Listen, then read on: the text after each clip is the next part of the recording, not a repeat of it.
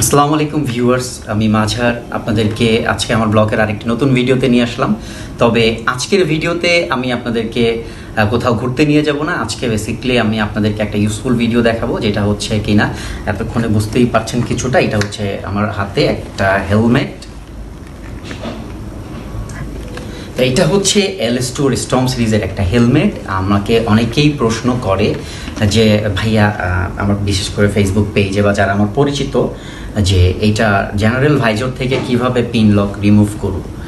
তো LS2 MT বা Shark এই ধরনের হেলমেটগুলোতে এক একটাতে ক্ষেত্র বিশেষে পিন লক 30 থেকে 120 পর্যন্ত ইউজ করা হয়।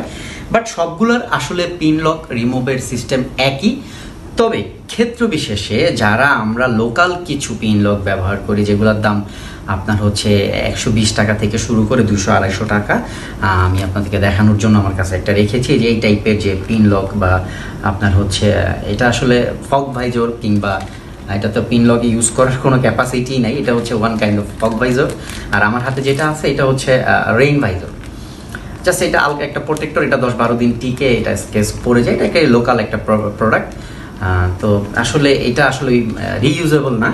তো এইটা কিভাবে আপনারা রিমুভ করবেন, এবং পাশাপাশি যারা সময়ের অভাবে আপনার ওয়ারেন্টি থাকা সত্ত্বেও আপনারা যারা প্যাডিং রিমুভ করতে পারেন না এবং কিভাবে এই প্যাডিং রিমুভ করে নিজেরাই ওয়াশ করবেন, এই ব্যাপারে আপনাদেরকে আজকে আমি বিস্তারিত দেখাবো। এখানে আসলে চলো একটু দূরে থেকে থাকবে, দেখাচ্ছি। তো দেখেন এখানে আমার এই যে অলরেডি এটা খুলে গেছে। আমি এটা জাস্ট টান দিলেই খুলে গেল, বের হয়ে আসলো। সো এইটা আসলো এই সিচুয়েশনে 70 কি দেখতে পাচ্ছেন, এই যে 70।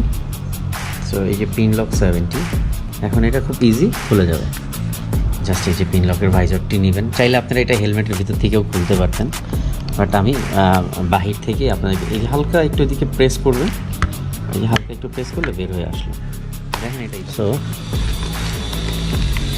দুই পাশে দুটো করে থাকে আর কি। এই যে এটা অটোমেটিক বের হয়ে আসলো।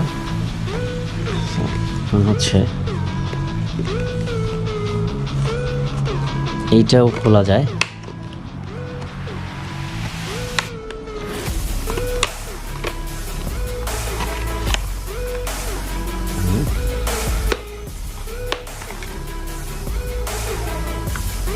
এই হচ্ছে মোটামুটি আমার হেলমেটের কাপড় চোপড় খোলানো শেষ বলা যায়। তো এখন হচ্ছে আমি এটাকে ওয়াশ করব। আর তো এই হচ্ছে ক্যাপ, যে পার্টটা থাকে সাধারণত জাস্ট ফোমিং।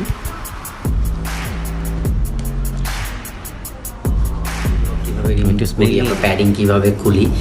তো এখন যেহেতু আমরা ঘরোয়া পদ্ধতিতে ওয়াশ করব, সো ঘরোয়া পদ্ধতিতে ঘরে পাওয়া যায় ওই জিনিসগুলো ব্যবহার করি আসলে আমরা ওয়াশ করব। তো হচ্ছে আমরা ভাইজরের জন্য, ভাইজর এবং পিন লকের জন্য আমরা বাসায় যে নর্মালি যে আপনার হচ্ছে যে শাওয়ার জেল অথবা হ্যান্ড ওয়াশ ইউজ করি, মানে আমরা বাসায় যে হ্যান্ড ওয়াশ বা শাওয়ার জেল ইউজ করি সেটা ইউজ করতে পারি আমরা ভাইজরের জন্য, এবং প্যাডিংয়ের জন্য সেটা ইউজ করতে পারি। আর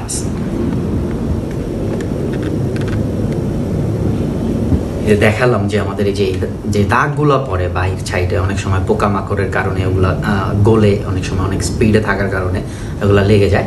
তো এগুলো থেকে একটা দাগের মতো তৈরি হয়, মানে যেটা হচ্ছে আলাদা একটা আবরণ। তো এটার জন্য আমি যেই ফর্মুলাটা ইউজ করি সেটা হচ্ছে দাঁত মাজার যে পেস্ট থাকে, জাস্ট এই পেস্টটা কয়েক সেকেন্ড রেখে একটু ডলা দিলেই সঙ্গে সঙ্গে ভালো ফল পাওয়া যায় এবং দাগটা থাকে না। বাট এটা ভুলেও করবেন না, অনেকক্ষণ রেখে দিবেন না, সেই ক্ষেত্রে হিতে বিপরীত হতে পারে। তো ভিউয়ার্স, আজকে এই পর্যন্তই। বাইকার ভাই বোনদের জন্য শুভকামনা রইল। প্রত্যেকটা ভ্রমণই হোক আপনাদের নতুন গন্তব্যের সূচনা।